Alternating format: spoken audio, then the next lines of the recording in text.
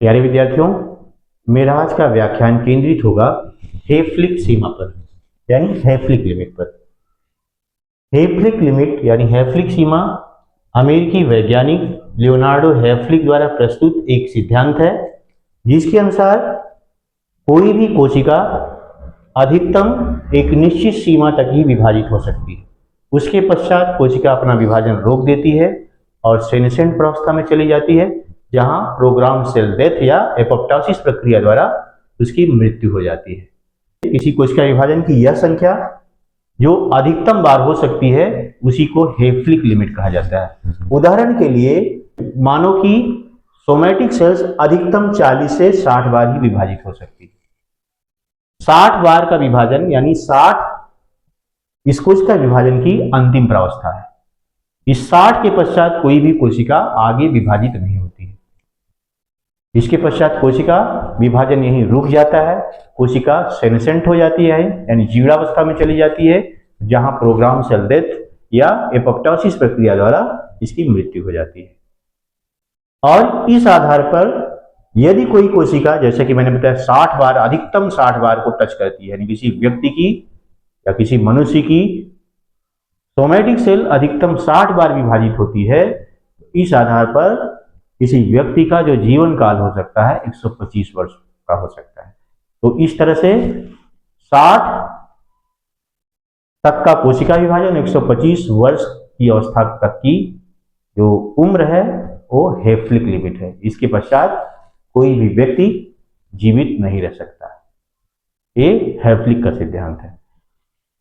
किसी व्यक्ति की उम्र उसके कोशिका विभाजन पर निर्भर करती है और कोशिका विभाजन निर्भर करता है गुणसूत्र के अंतिम सिरों पर उपस्थित डीएनए के कुछ विशेष सुरक्षात्मक खंडों पर, जिन्हें टीलोमियर कहा जाता है।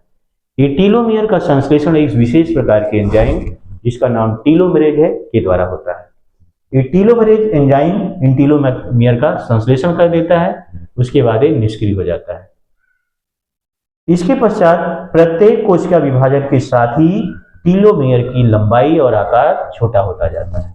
जब टीलोमियर का आकार एक क्रिटिकल सीमा के नीचे चला जाता है तो इसके पश्चात कोशिका विभाजन वहीं रुक जाता है, कोशिका सेनेसेंट हो जाती है और एपोप्टोसिस या प्रोग्राम सेल डेथ प्रक्रिया द्वारा कोशिका की मृत्यु हो जाती है। तो इस आधार पर, जैसा कि मैंने बताया, कि किसी भी व्यक्ति का अधिकतम जीवन काल 125 वर्ष हो सकता है, जो कि उसकी हेफलिक लिमिट है। और ऐसा कब हो सकता है? जब उसकी कोशिका अधिकतम 60 बार विभाजित हो। इसी आधार पर अन्य जीवों का जीवन काल तय किया गया है।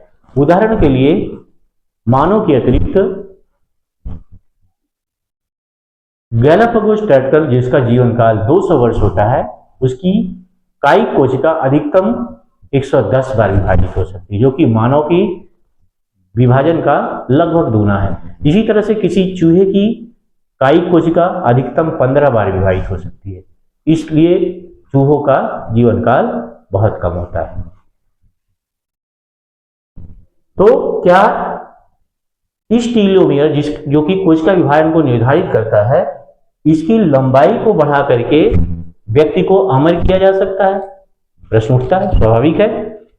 लोग प्रश्न उठा सकते हैं कि क्या टीलोमियर, जो कि कोशिका विभाजन को निर्धारित करता है और प्रत्येक कोशिका विभाजन के बाद इसका आकार घटता जाता है, तो यदि इसकी लंबाई को हम बढ़ा दें, घटने ना दें, तो क्या व्यक्ति को अमर किया जा सकता है? तो विज्ञान के अनुसार ऐसा करना ठीक नहीं होगा, क्योंकि ऐसा करने पर कोशिका विभाजन अनियमित हो जाएगा, अनंत हो जाएगा, जिसका परिणाम होगा कैंसर।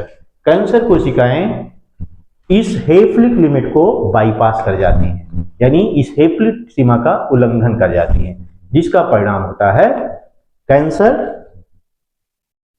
द्वारा मृत्यु। यानी कैंसर कोशिकाएं अनंत काल तक अनवरत रूप से विभाजित होती है, यानी ये अमर होती है। उसका कारण है कि कैंसर कोशिकाएं टीलोमरेज एंजाइम को एक्टिवेट कर देती हैं, जो कि टीलोमियर का लगातार संश्लेषण करता रहता है और इस तरह से टीलोमेयर की लंबाई ना घटने के कारण कोशिका विभाजन अनवरत जारी रहता है।